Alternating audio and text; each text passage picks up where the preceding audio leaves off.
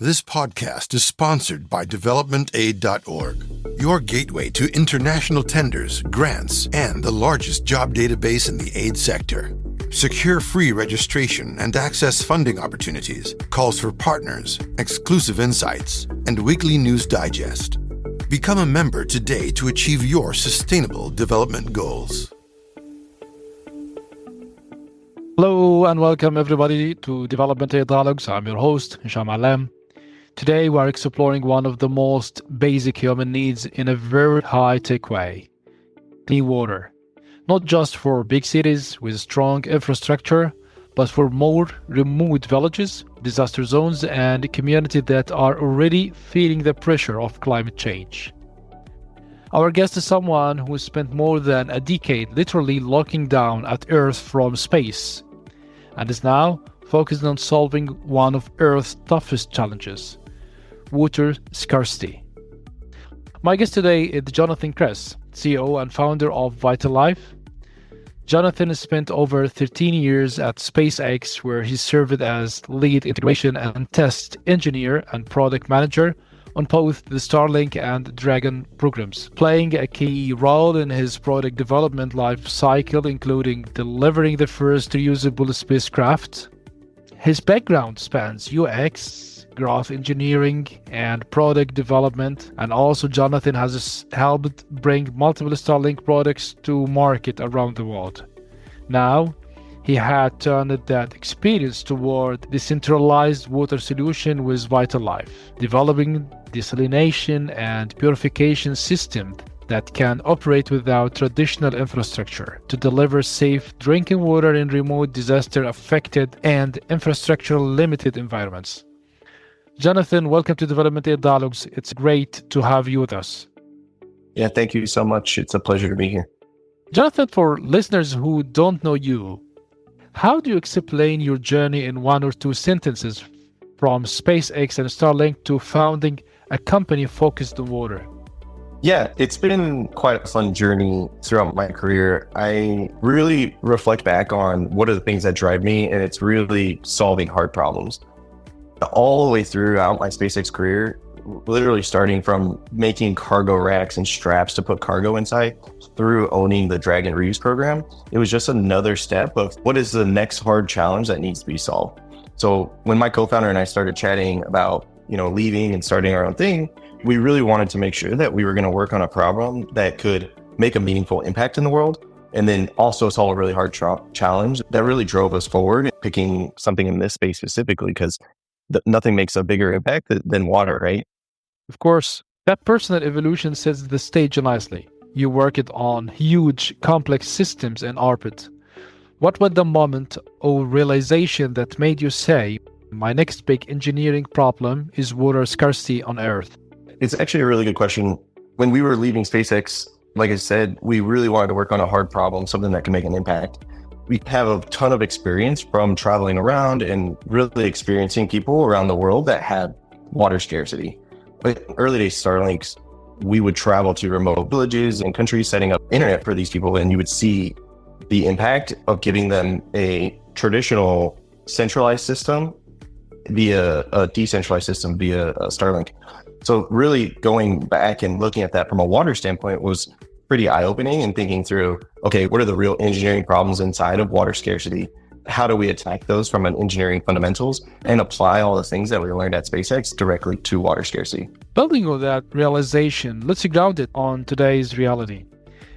If you were explaining today's global water crisis to a non-technical friend, how would you describe what is actually going wrong? Is it lack of water, bad infrastructure, or broken governance? Yeah, I think it's actually a combination of all of those things. Each one of those has a large impact in people's lives around the world. And it's not just a singular thing, but a combination of all of them. When we look at water from like a macro or a resource standpoint itself, it's like, man, 70% of Earth's surface is water, and 95% of that is ocean water. So our current technologies focus solely on the 2% of available fresh water, and that's pretty much where 99% of all drinking water comes globally. If you look at that from like a technology standpoint, we have abundant resources of water, We just have a technology gap in getting that water to people. So that's kind of the point of Life, is really open up that box of cleaning all water sources that are readily available and not just the one. When you're solely reliant on the single water source, then you run into a ton of problems that we're seeing globally, where you have leaky pipes, aging infrastructure, and climate change and disruption really impacting people's ability to get a hold of that water. Can you explain it in a simpler way?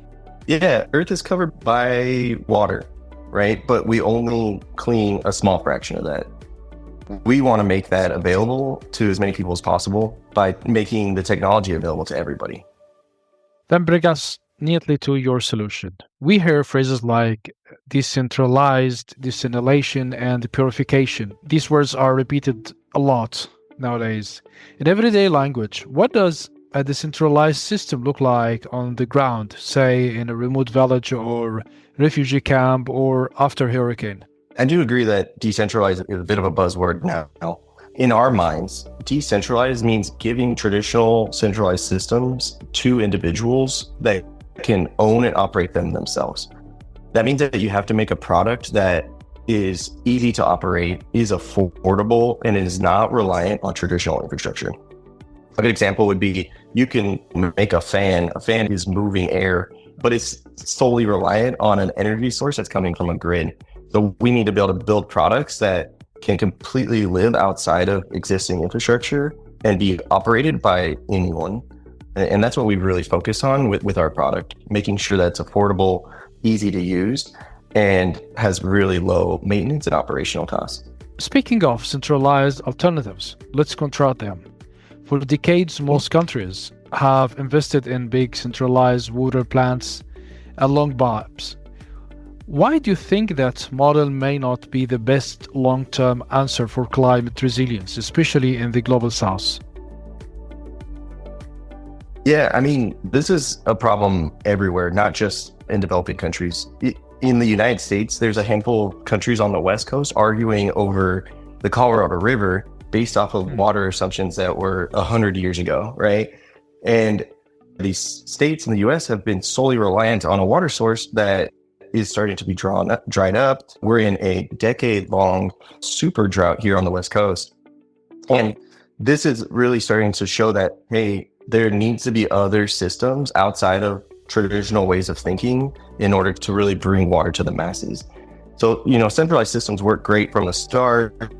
You can clean a ton of water, but it's really difficult to scale those as your population grows or be nimble enough as it changes. And that becomes a massive problem on local population.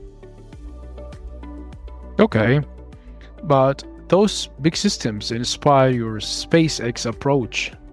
Space systems are built with the redundancy and the failure in mind. How does that mindset show up in vital life unit operating in, say, a remote coastal community with unreliable power and limited maintenance capacity? Yeah, I mean, reliability is a core part of our design. It's a core part of aerospace design, right? And that's why we bring aerospace grade technology into this field. We design every single component and part with that end user in mind and that end use case in mind. So we put our products through the most rigorous reliability and qualification campaigns that we can even think of, and really try to find what are those corner cases that this product will break in. Once we understand that, then we can take the team or that information back to our team and design around those corner cases. What that ends up giving you is a product that is much more reliable in the field and in everyday use cases, but then also opens up the box of how these things can even be used traditionally. We're going through and qualifying our water systems to be dropped out of airplanes, but traditionally no one's dropping water systems out of airplanes. Why would we even use that corner case? And it's in order to get some of these things to villages, an airdrop might be the only way to do it. So we want to make sure that that's designed and built into our product from the absolute get-go. Okay, I agree that reliability leads straight to the practical hurdles. Desalination has a reputation for being energy hungry and expensive. What are the main trade-offs you are dealing with? Energy use, cost per liter, maintenance, and how close are you to something that is truly viable for low income and humanitarian settings? You're 100% correct that there's a trade in maintenance and energy usage in running these systems. We believe that the upfront cost has been the true barrier of entry for developing countries. If you look at traditional systems, they're extremely expensive to manufacture, produce, and maintain. What that does is that drives it into governments. They're the only people that can really design and build these products and deploy them, which is essentially priced out developing countries. We look at it from the other way. If we can make the product affordable and you take that cost and you apply it over the lifetime of the product, your price per liter actually goes down substantially. It's just basic math, right? Like if there's $1 billion treatment plant and you're producing X number of liters per day, you're amortizing that $1 billion over the lifetime of that product. We do the same thing. We drive down the upfront costs, and lower flow rate is lower energy consumption. That's pretty basic math in how long does the product last, how much water can it clean, and amortize that over the lifetime of the product. And you actually get on par with large systems. It's quite exciting when you look at it from like the cost of upfront purchase price and ownership versus just purely looking at it from an energy standpoint.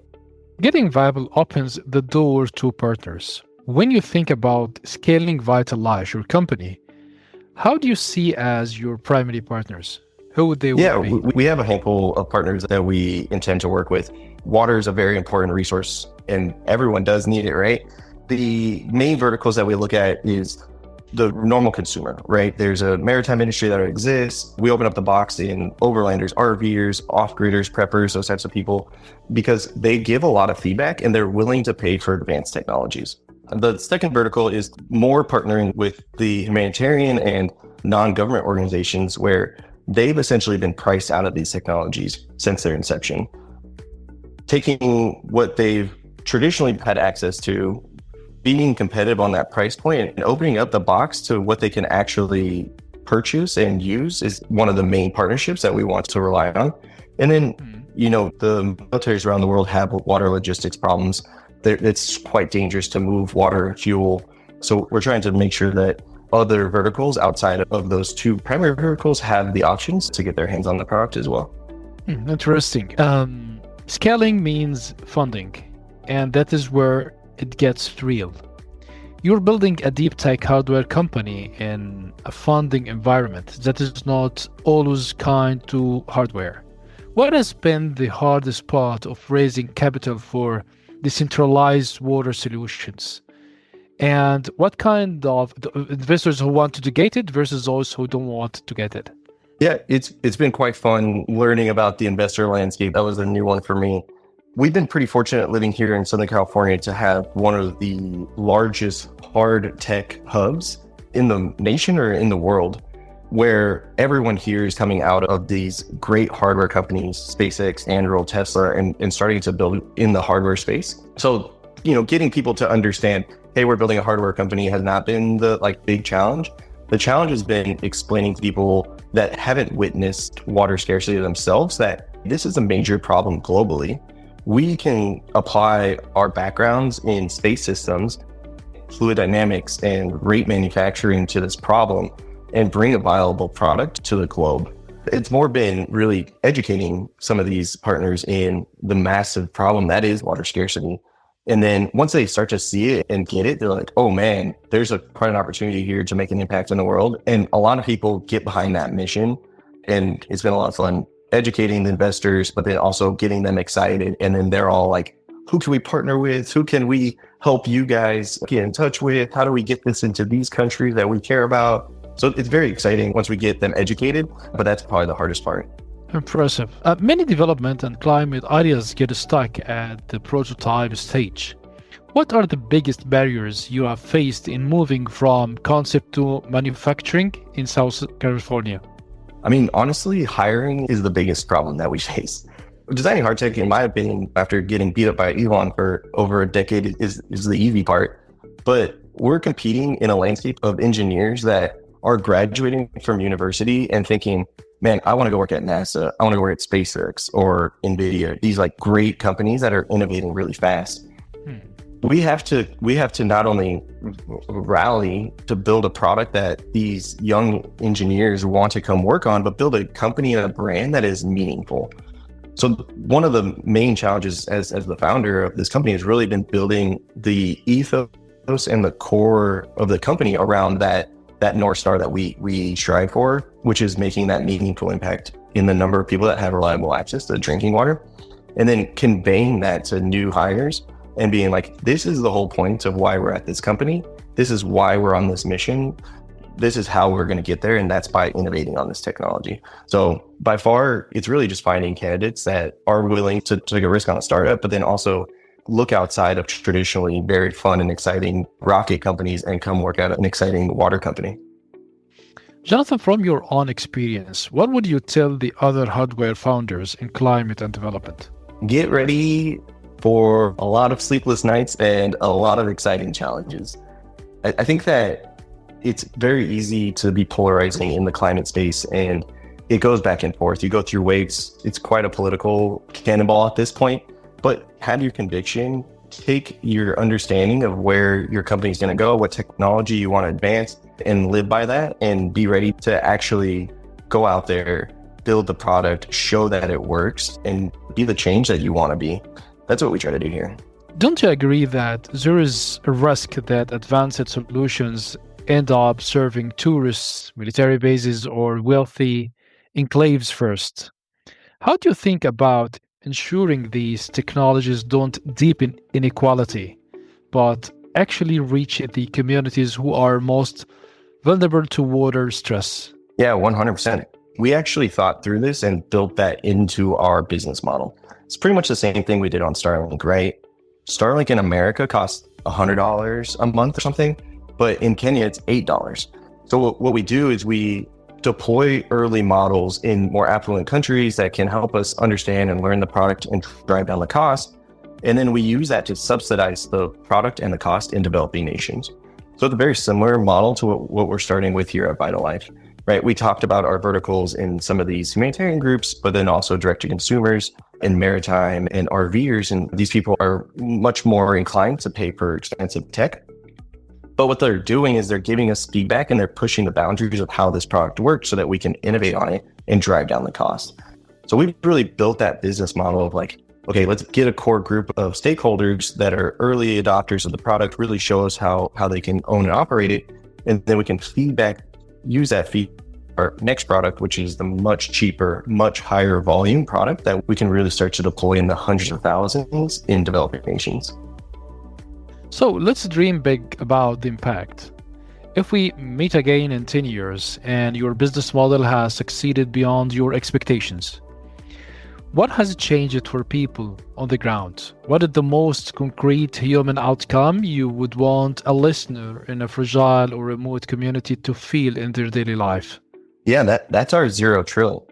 The dream that we have is women and children no longer have to walk miles to fetch water every day. They can go to school and really be an impact in their local community.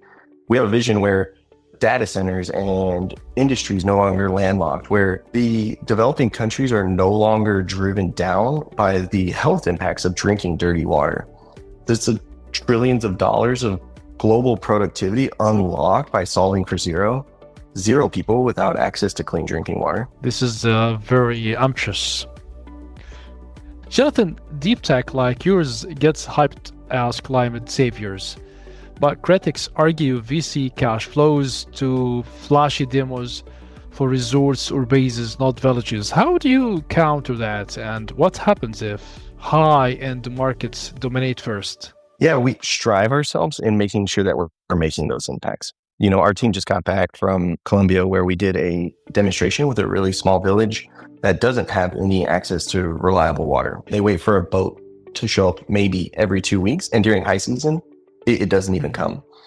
We strive ourselves in making sure that we are partnering with those groups early on to make sure that we're not building a product without our end customer in mind. And as we said, the end customer is those people in remote villages. So we need to make sure that we keep them at the forefront of what we're designing and building every day. Jonathan, thank you for sharing your journey from reusable spacecraft and global satellite networks to decentralized water systems for communities on the front lines of climate change. For listeners, this conversation is a reminder that the same engineering mindset that put satellites in orbit can also be re-imaging to deliver something as basic as glass of safe water in places where traditional infrastructure simply doesn't reach.